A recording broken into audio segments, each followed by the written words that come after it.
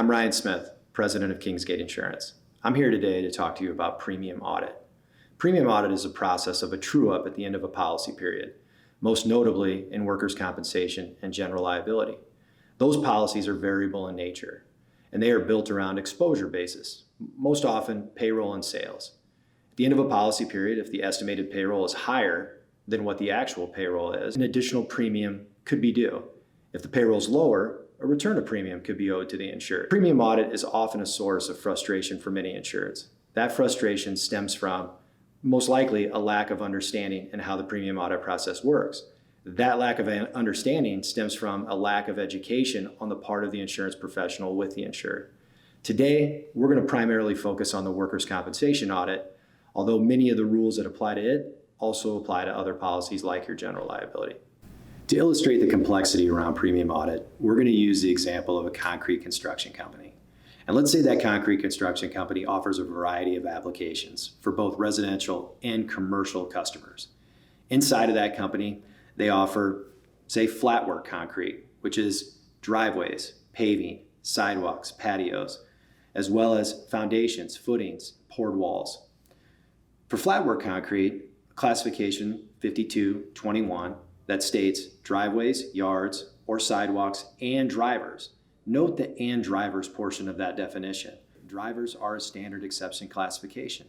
However, when noted, like in this example, those drivers would be classified in that code along with the other concrete workers if their driving supported that activity. Now, one caveat to add to that work, because that classification can be used in both commercial and residential applications, is in the event a contractor performs all the concrete work at a private residence. So he goes, does the footings, the foundation, the walls, the driveway, sidewalk, and a patio if applicable. All of the work performed at that private residence would go under the concrete private residence code of 5215, even though there is a different code for that flat work alone. If that contractor only performed the driveway, sidewalk, and patio, 5221 would still apply. When it relates to commercial exposure that goes beyond the flat work that we've discussed, there's a classification 5213, concrete construction NOC, that applies to that specific work.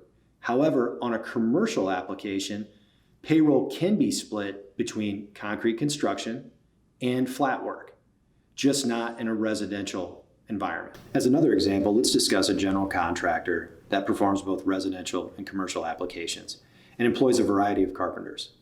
First and foremost, there is one classification that applies to both commercial and residential, and that's 5437, carpentry interior trim. That's designed for the guys that do the finish work, highly skilled, inside of a structure, whether it's a home or a commercial building.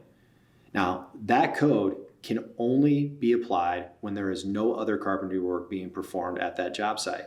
So for example, an interior remodel or repair. However, if that interior remodel or repair involves some sort of framing or structural element, then a different classification would apply. So let's say that's a residential application. If that's the case, 5645, construction of dwellings not to exceed 3 stories, would be the classification that would apply. And it is an all-inclusive classification that includes things like framing, the interior trim carpentry, even the roof. Now let's say that project was commercial in nature. That's where, once again, we'd run into one of those not otherwise classified codes that we discussed previously, and 5403 carpentry NOC would be the classification that would apply. Many contractors also employ people that they refer to as project managers or superintendents. Those individuals are subject to a different classification as well, 5606. However, there's certain rules that must apply in order for that classification to be used. There must be a separation of labor. And by that I mean your project manager must deal with your foreman, your foreman deal with your labor force. Without that separation, your project manager could end up in the governing classification, like concrete or carpentry. Another thing to always be aware of is what is excluded from the premium audit calculation. And a couple of notable items for that are overtime and double time. Those rates of pay should be adjusted back to straight time when calculating your final premium during the audit process. Other things like employer paid benefits don't count toward the premium audit calculation, nor do reimbursements to employees for things like tools or fuel or meals or other items that maybe you reimburse at the end of the week. Lastly, something new in our recent times is in March of 2020, a new classification was added for furloughed employees as a result of COVID. If an employer is paying an employee to sit at home and not work, those wages should not be counted toward the premium audit calculation. As you can see, the premium audit is a complex process. It can be like trying to navigate your way through a minefield. Without the proper understanding of the rules and the scopes and how they apply, you could put yourself in an adverse situation where you overpay dramatically for your insurance. Should you ever need assistance or have questions around the premium audit process, don't hesitate to reach out to the team at Kingsgate Insurance. We'd be glad to provide assistance.